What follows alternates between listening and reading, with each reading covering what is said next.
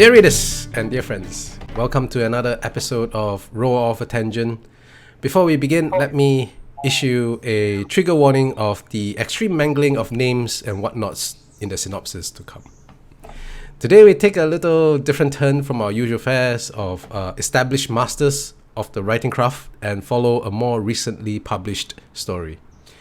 A Dead Djinn in Cairo is a delightful blend of genres. It is a crime mystery in the style of Death on the Nile by Agatha Christie and steampunk weird fiction genre such as Perdido Street Station, seasoned with a little bit of Lovecraftian horror.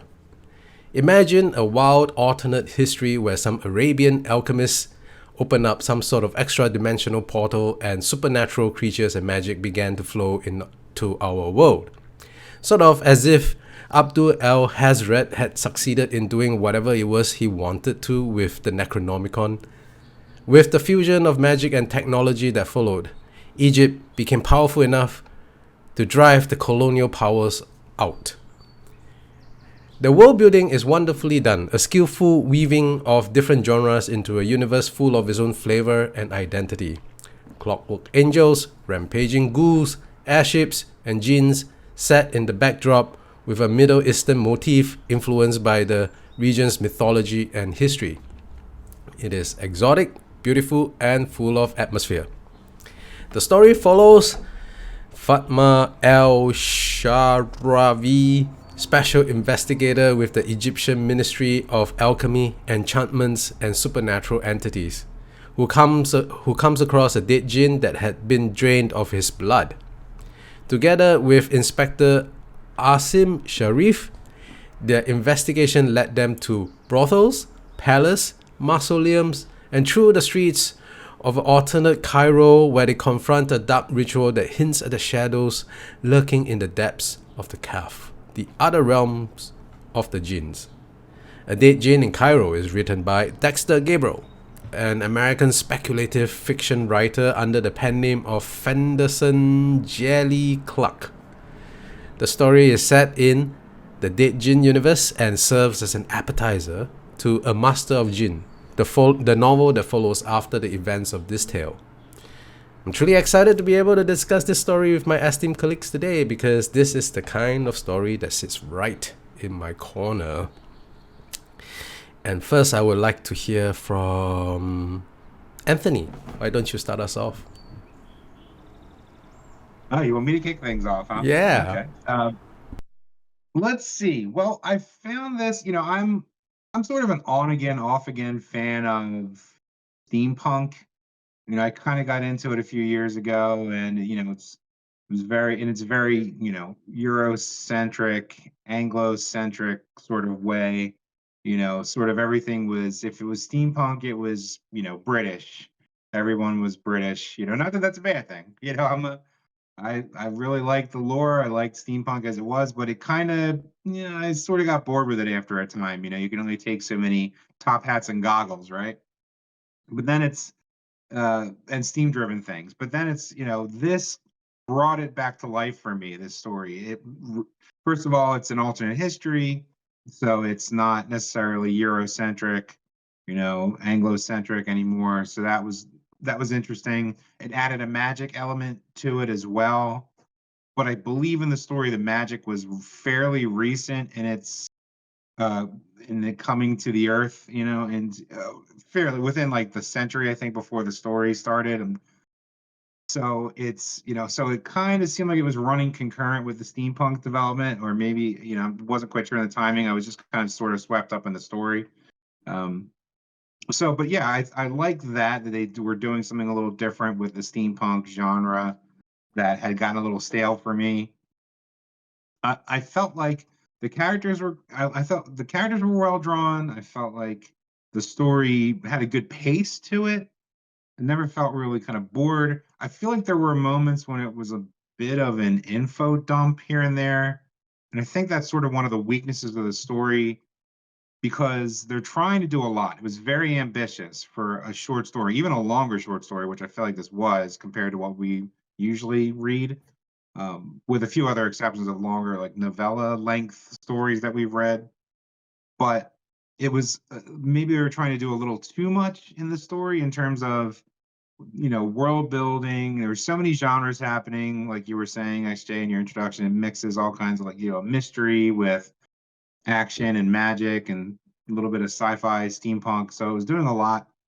So it felt a little rushed to me at the end, like with the resolution. It felt like they were trying to cram a lot, like a world building or a world saving, rather, a world saving scenario into a story, which I'm like, and knowing that this leads into a series of novels, or at least, yeah, a couple novels, like you're saying, uh, but it's, save some of this world shaking stuff for the novels. Like if they're doing this in this short story, what are they doing in the novels? The author.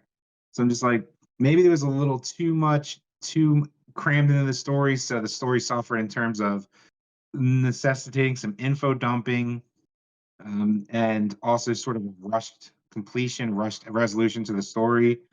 And I also felt like the descriptions kind of fell to a little, I don't know, the main character seemed a little too Mary Sue at times, maybe not completely, but and just some of the description was a little heavy on the adjectives, well, adverbs, I should say, more like. There's a lot of adverbs I feel like that were thrown in. Again, maybe because the story was trying to do a lot, but yeah, I mean, I enjoyed it. I thought it was an entertaining tale. I thought it was creative, inventive. I like seeing that when authors do that. They're creating this world building. But on the flip side, for a story, they were trying to cram a momentous event with world building and jumping between genres, and it was maybe a little too ambitious for its britches, so to speak. But overall, I enjoyed it and I had a good time, and I like discovering new authors, and I'd never read this or even heard of this author before. So yeah, overall, I enjoyed it, but with a few flaws that I mentioned. All right, Rob. I feel really bad about this one because I didn't enjoy it as much as I feel I should. I think probably the fact that I didn't says more about me, about my own deficiencies, than about the merits of the story. I just want to say, well, let's get the bad news out of the way first, and then I'll say some nice things about it. The bad news, which is probably actually a tribute to the author's skill and intentions anyway, is that I felt I was being whacked over the head by various progressive themes. And I don't, it's not any one of them taken in isolation would be all right, but there's the coincidence of the female hero, emancipated female hero, whack, box ticked. Anti-imperialist theme, whack, box ticked. And certain sexual ambiguity that creeps in towards the end, whack, box ticked. So three whatchamacallit, wokey boxes ticked there. And I've got very sensitive antennae for that sort of thing. But maybe, as I say, maybe it just says more about my deficiencies as a reader. A bit more profound comments on my part is that I know that all fiction is derivative to a greater or lesser extent. But when you're dealing with legendary or religious themes of any sort, it can get easily like you're moving counters around on a board, shuffling them around for certain clever effects.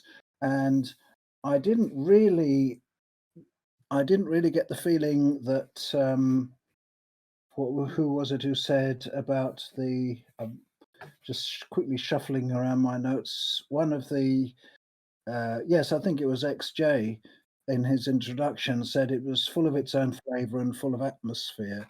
Now, I wish I could have seen it that way, but unfortunately, I, as it were, deconstructed it as I was reading it and thought of all the ingredients that the author was weaving in, ingredients which, to my mind, might not have that you can't really do justice to them weaving them in that way.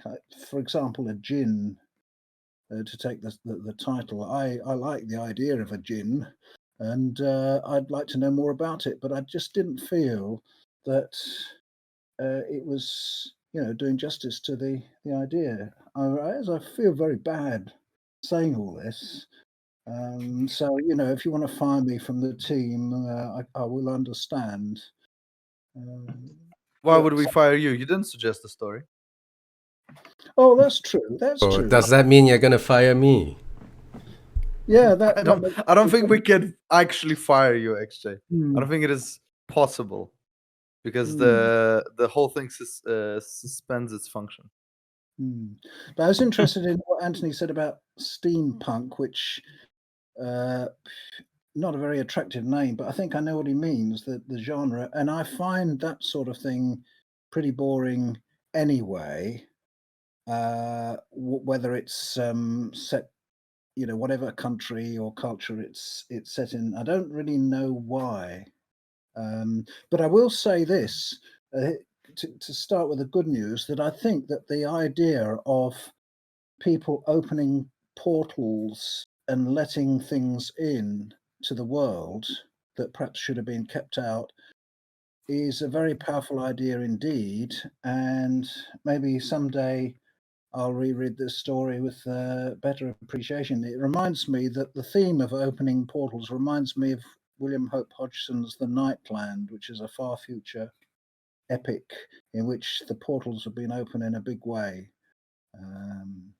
But of course, comparing this with that is like comparing a minnow with a whale, really. I agreed that the end with Anthony, I think, who said that the ending was perhaps a bit rushed. I didn't agree with him about the info dumps. I thought actually that was one of the best things about the story, was the way everything was woven in with great skill. Whether the actual aims I may not have been in great sympathy with, but I admired the skill with which it was done. Not that there's anything wrong with info dumps. I've been having a Jack Vance phase at the moment, reading his novels and his later novels anyway. Gigantic scene setting info dumps, and he does them very well. Usually about page 30 or 40 before he gets around to the actual plot, because he spends his time drenching you with information about these worlds, and he does it very well. It's very enjoyable. I think it's actually, like Lord of the Rings. Doesn't it just begin with him talking about hobbits and their habitats and all that stuff? Like, it's Right. even some of the greats are into info dumping. It was But in a it was half the in book a- before the story got rolling, if I remember right. Right. In a novel where you have the space to let the story breathe, info dumps are a little, they can take up some real estate. In a short story, I don't know, but Yeah, for sure. Yeah. You have to look at it through a different scope. yeah. But go ahead. Sorry, you continue. Sorry. But that's just about all I've got to say for now. So I'll hide now and. Well, all right. And why don't you give us your opinions, Nikki? Of course, thank you. You sure you don't want to go first? Maybe like one positive review for. I mean, my introduction was it pretty much said everything I wanted to say about the story. Okay. Fair enough. All right. Well, this work had a lot working against it. Steampunk. Personally, not a big fan. 1912 as a setting. I know a lot about those years, so it. Whenever I watch something like that, it has to feel authentic. It commits a certain trope where it sends you into the middle of something going completely crazy in a world that used to be kind of ours but is now different, and just thrusts you into, there's a dead djinn, here's his blue penis, deal with that, right? There's There's no preamble, nothing to sort of set you into like this. Oh, this is a normal place. Oh, wait, it's not normal, right? Like it just goes like, all right, it's crazy. Everything's crazy. Deal with it. Um, the constant, bashing of the British Empire at the beginning, which was very interesting to me because like British Empire kind of didn't happen the way it did in this universe. It doesn't look like it's Britain is kind of not what it is. So why do these people hate them exactly? What is the motivation there in universe? I don't really understand. Okay, Because the people in Egypt was colonized by the British Empire in that universe, and it's only after the alchemist, I can't pronounce his name, bore the hole through to the calf, and then the magic came in that they had enough power to drive the British out. Oh, I see. Yeah. Very interesting. I retract that. What's it called? That critique in that case, because that is a perfect explanation.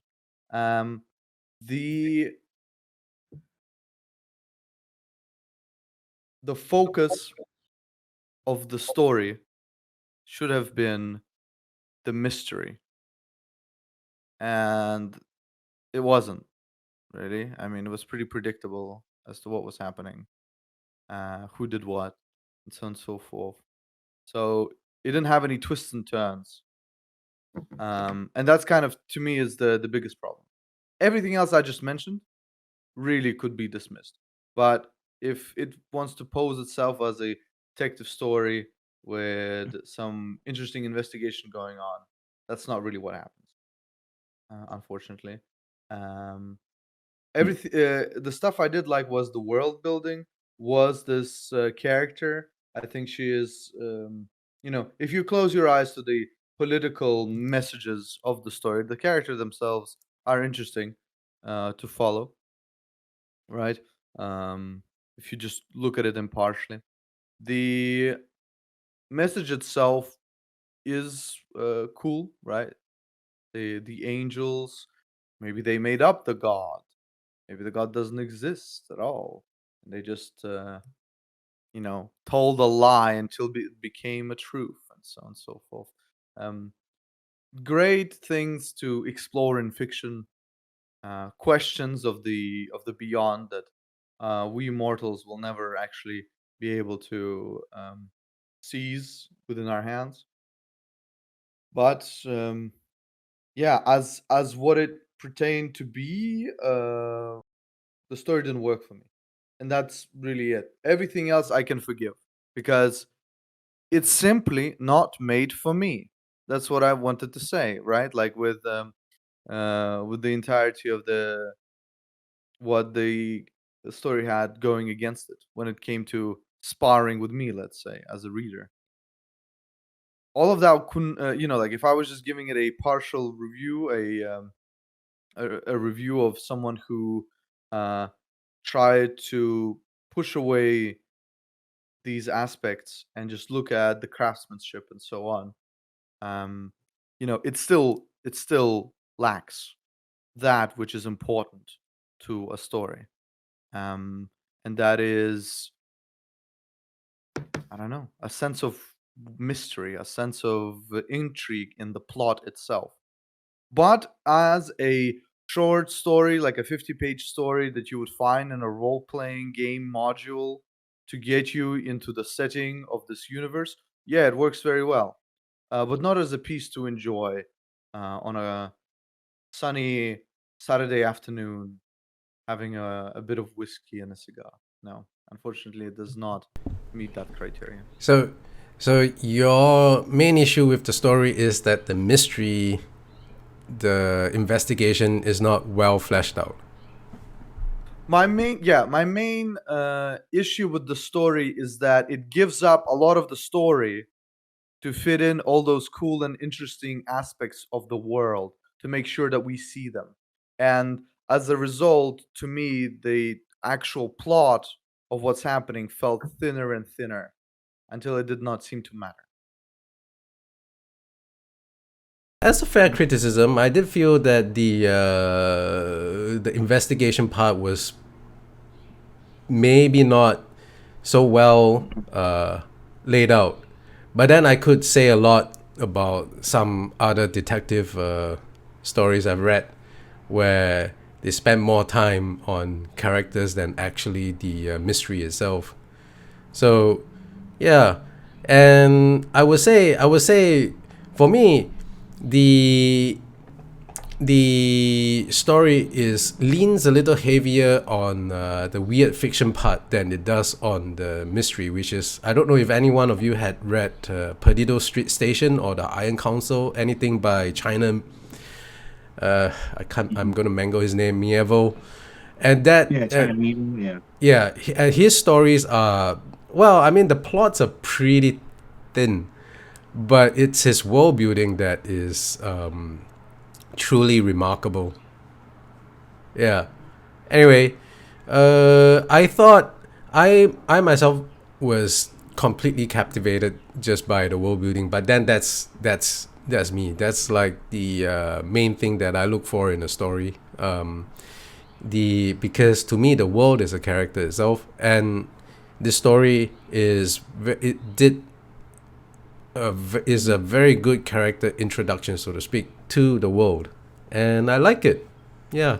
And as for the other political messages, I just felt like it was done in a fairly thin enough way that it didn't really matter that much to me. It didn't get in the way of telling the story, and I really want to see more of the world building, like what's beyond the calf, what's where did our Arabian alchemist go to, and what happens, because after there is another story called I can't remember the name, Murder on Tram 101 or something like that, and these two short stories then serves as an introduction to the novel that comes after. Yeah. Well, but that's me. Yeah, I mean, as far as what really resonated with me with what Nikki said was the role-playing aspect. Like, yeah, this could be in a role-playing book to, like, as a short story in a role-playing book, which I've experienced. I'm sure you've experienced reading. Anyone who likes role-playing books, yeah, there's that story that sets the tone. Yeah, and I read a lot of stories like that as a role player. Like, oh man, this seems like the info dumps in here. Whatever you think of them, they're like, oh yeah, this is great. I can see this happening in like a role playing game. So it seemed like a role playing game session, sort of laid out. And some maybe not a great GM because yeah, the mystery was pretty thin. And the plot was fairly thin and fairly linear. For all the trappings that it started out as like, ooh, what's the mystery of this dead naked genie? It's like, okay, it was kind of resolved pretty quickly. Again, the weakness of trying to cram so much into a short story. So this could have been given a lot of breathing room in a novel length or even a novella length story. So I think that it was overly ambitious and it suffered greatly because of that, like as I said earlier. But yeah, it was the same thing with the role playing aspect of like it seemed like it was serving a purpose of, I getting get a that feeling. setting Oh, for sorry. a Go ahead. role playing book. Yeah. I get a feeling that the author did not have the desire to create a grand mystery in mind. I think he was getting us to the final scene for the combat, right? For Yeah. the action. I think he Right. wanted a big action scene at the end. I think that was the purpose. But he started the story like it was a mystery story, where there's like a Right. beginning of an investigation, and then the person who leads this investigation, our main protagonist, so to speak, whether or not they actually lead the investigation in the world, it doesn't really matter. They get one clue basically, like, all right, there's a feather. I will go to an angel, right? This feather, who does it belong to, basically? Okay, yeah. Cool. And that's Yeah. that's the length of the investigation, basically. Right. With more real estate, they could have added in red herring characters, with more page count. They could have added in red herrings and misdirections and things like that, and added more, maybe have more clues were required to get to the point of solving the mystery, So if they really wanted to go with it, the mystery. I'd have her discover the angel's feather, but just be like, that's really weird that this is here. But there's like pretty solid evidence for something else to be the case, which is much more probable. And I'm going in that direction. And then they would somehow, going through that area, get back and rerouted to the angel. At least that way, you have an actual investigation going there. Yeah, because what happens in the story kind of upends a little bit of the beliefs of how this society works and how angels work and everything. Like it kind of sort of upends sort of the order of the world a little bit, or at least messes with the status quo, right, in the story. So I'm like, if you're going to do that, it just needs to be like you just introduced us to the world throughout the story, and now you're kind of upending things, but it's a short story. Like, I feel like all of that needs more room to breathe. Like you're doing so much in the story. Yeah, it was, I don't know. It could have, I mean, they wrote novels. I mean, they should write a novella. They turned this into a novella, I don't know. So basically, you wanted a longer story, Anthony. Yeah, I think the story would have been better served and to be drawn out a little more. Yeah, for sure. I think, I don't understand why. Maybe, and other authors in the past that have, sci-fi authors. What's that one story who wrote Night, about that world? There's a story was called Night, right? And the world, the people on the planet don't know, but the world goes through like an object in space every few hundred years or something, and everything goes completely dark.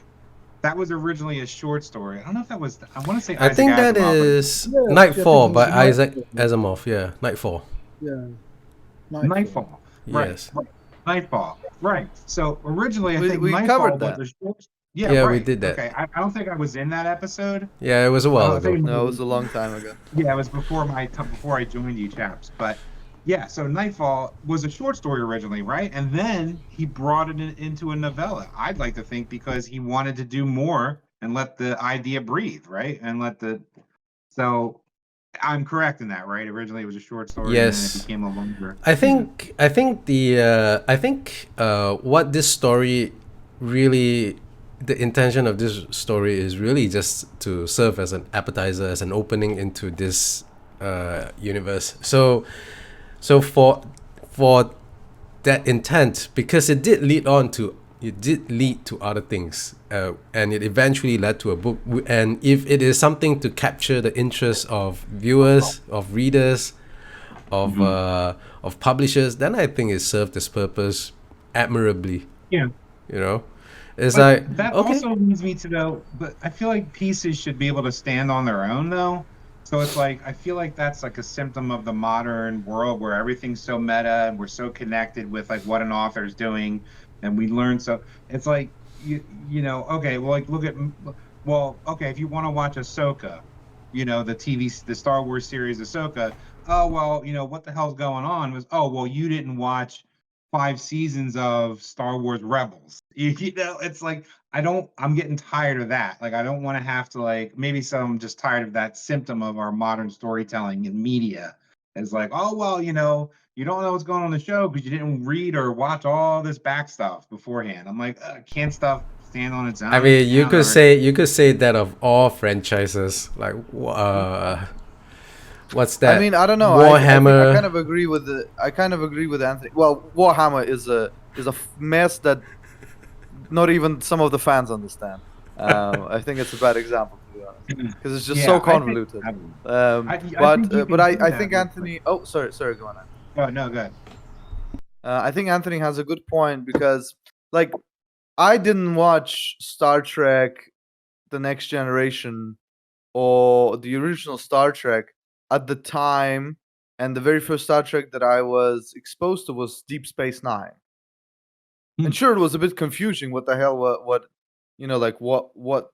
Federation is and what they they're about, but the authors, at least it felt then, felt the need to think about a guy like me who had no idea. So they had some explanations there in the dialogue or visually or something, right? Whereas like a character just appears on screen in some of these Marvel or Star Wars, shows, and there's like a pause in the score, in the music, because what, like, Disney expects people are gonna cheer in this moment. Like I'm like, who is this? Can I get like at least a title card of who this person is? Like, just give me the name. I don't know who this is. Why is this such a big deal? Please, somebody explain to me, right? So I definitely get what Anthony is coming, where he's coming from. I think we have to distinguish here, though, Akshay, coming back to your point, what do we consider success?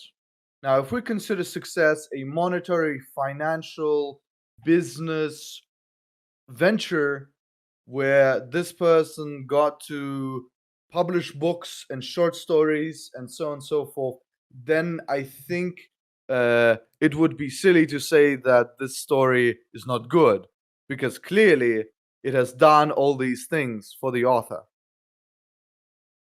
Or are we looking at it from the point of view of quality penmanship?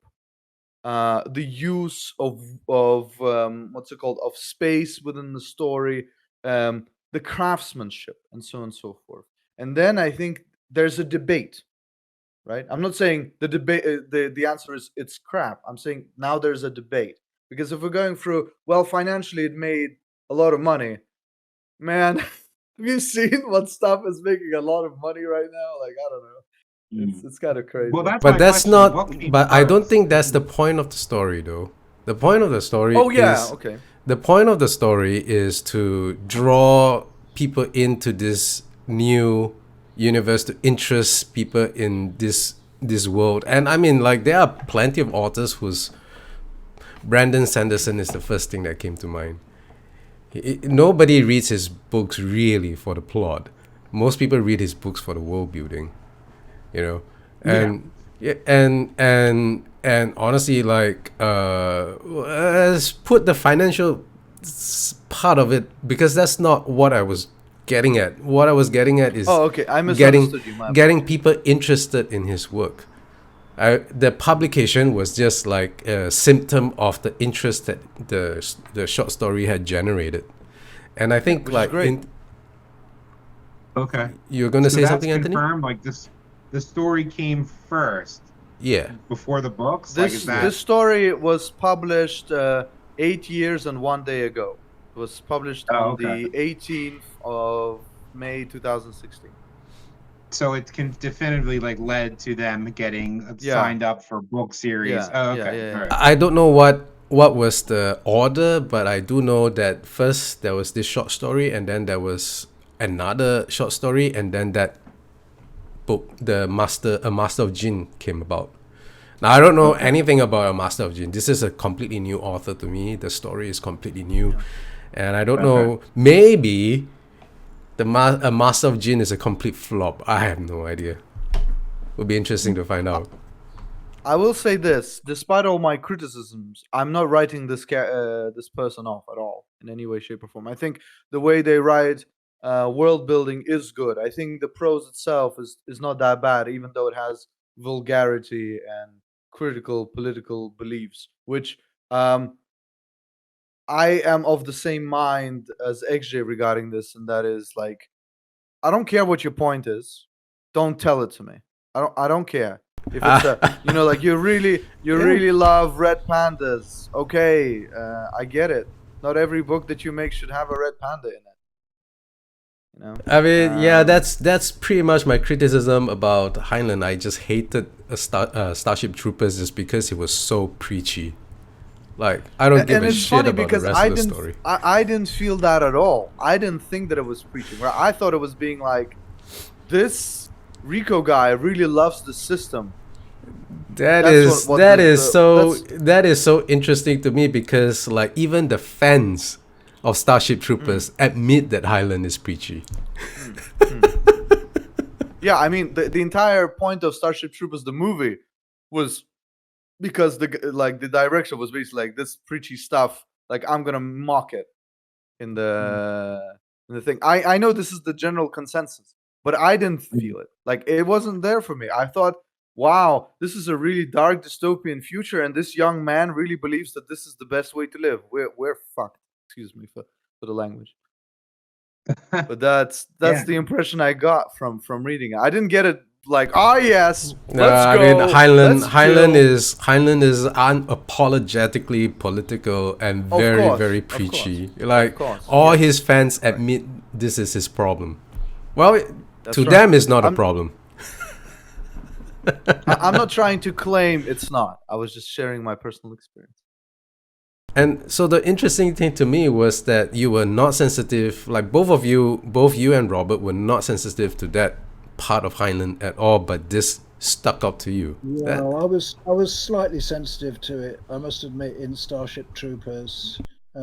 Not in all his works, but in that one, it wasn't enough to spoil it for me, mind you. yeah, it's just very interesting to me that it didn't pop out to you, Nikki, or that it wasn't strong enough to turn you off the story, Rob. But that in this story, I think it's like a I think it's because I could relate to Rico. I could relate to him as a person. I could see the doctrine seeping into him. Here we have somebody who is like going against the tide, and its political sensibilities, they have to be so strong, so poignant. It has to be like, she's gonna win, it's gonna be great, don't worry about all these men around her, she can do this, and she's lesbian.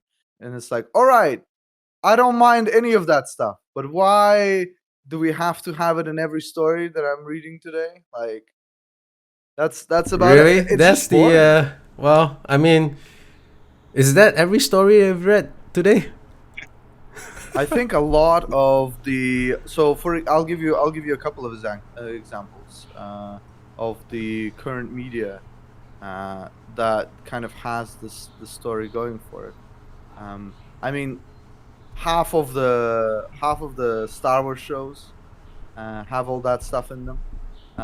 You've got Rebel Moon, which is, I mean, it's terrible. Rebel Moon. What's the name of the guy? Escapes me for a moment, but Zack Snyder. Zack Snyder. But Zack Snyder is Zack Snyder, man. He just loves his slow Yeah, motion. yeah, It yeah. doesn't He loves matter. It doesn't explosions. matter But who. even in his movie, where he loves explosions, No, that's Michael. That's Michael Bay. That's Michael Bay. Zack Snyder is slow motion, man. Oh, is it? Yes, he's the slow motion. It's a slow mo guy. But did you guys, not to go on too much of a I think Zack Snyder did that zombie movie in Las Vegas, right? That was like Dave Bautista was like the main character, right? I thought he did that. Remember that? I don't know if that I came out a cannot few years remember. ago. But But I again, think, like, this is. Yeah, sorry. That was Dave Bautista. He was a guy. He was the protagonist. So I don't know. That was just to like throw in a little spanner in the works. But Sure.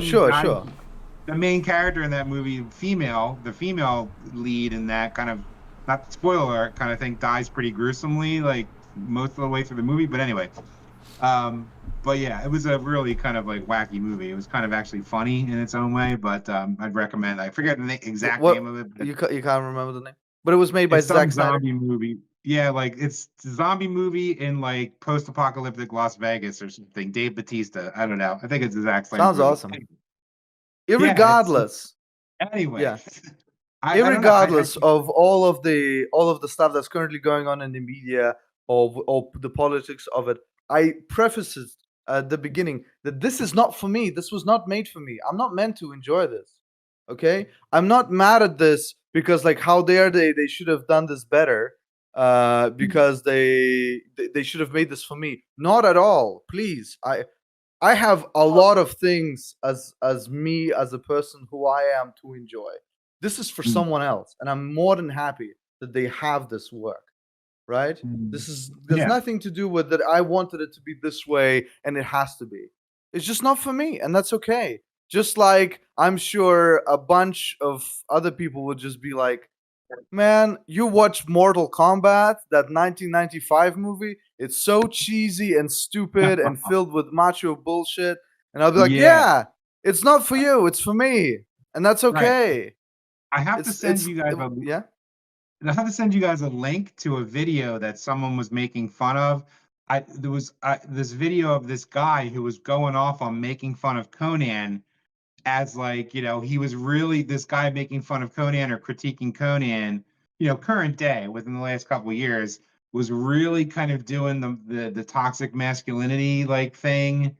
And I'm like, listen, come on, it's just not for you, maybe. And this was a guy, like some guy who's like, oh, you're so masculine or whatever. I'm like, so what? Like, I don't know. I think both things can exist. Like, yes, men are taught to be like overly aggressive and we compete with each other and we can go off on that.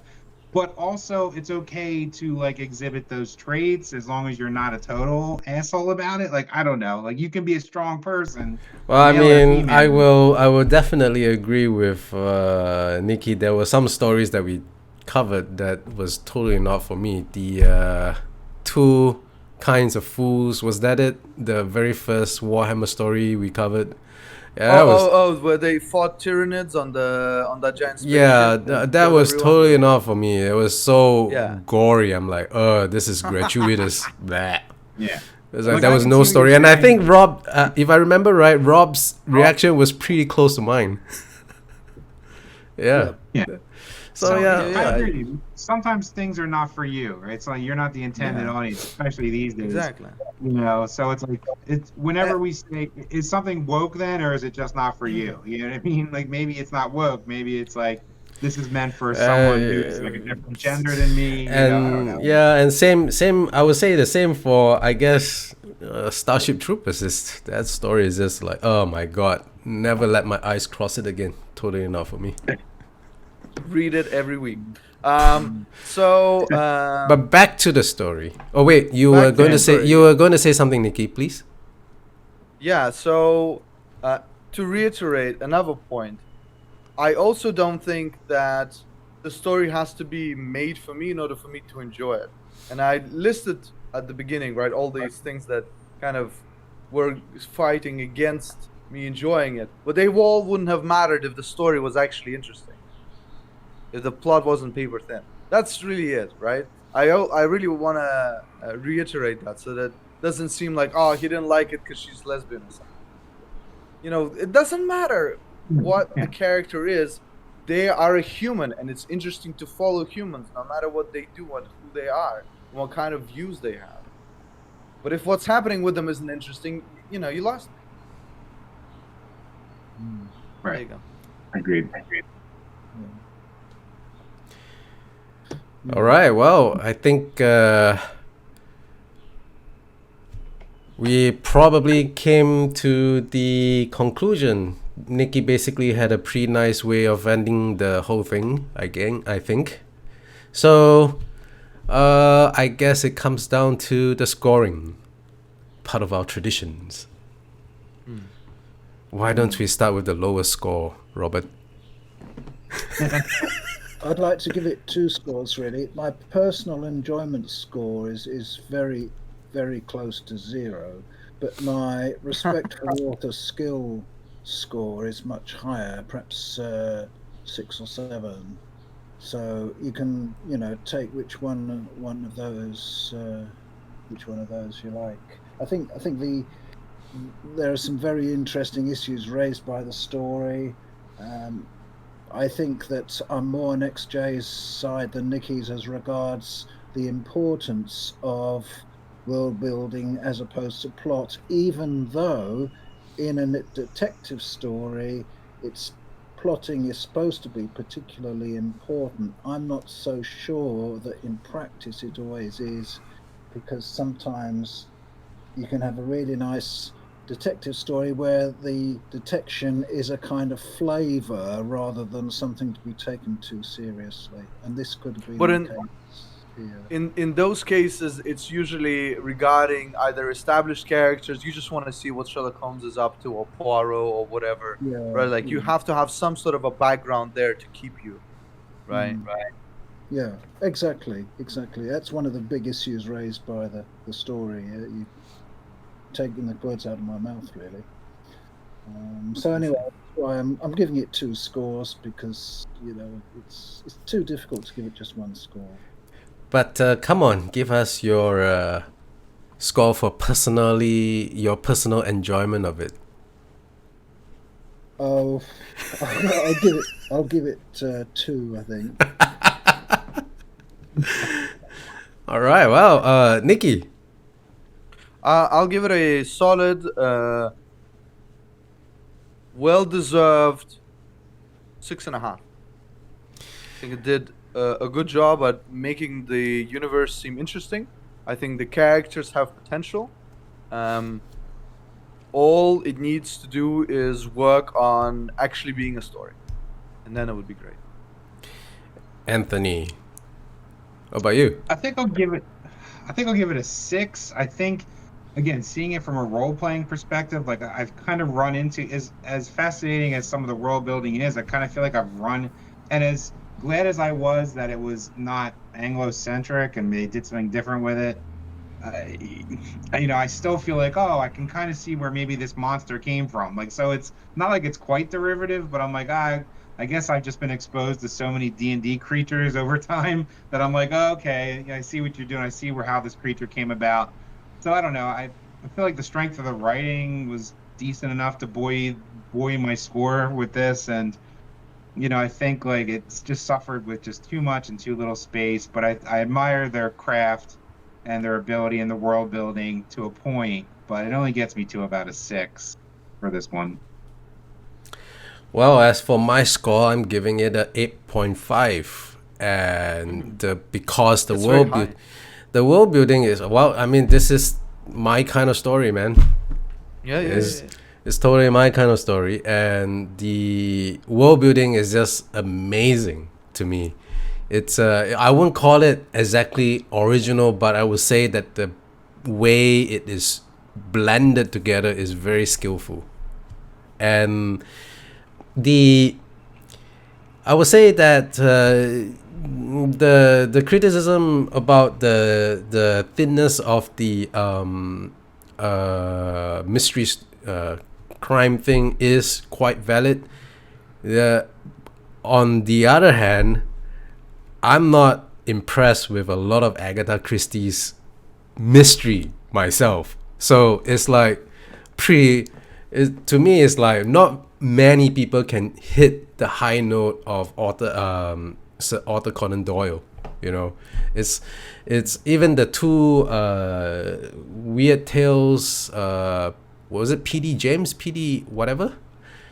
The 2 mystery stories, the Iron Room and the Golden Lily, those were pretty predictable. Those had pretty predictable ending as well. So to me, like, mystery is very difficult to write.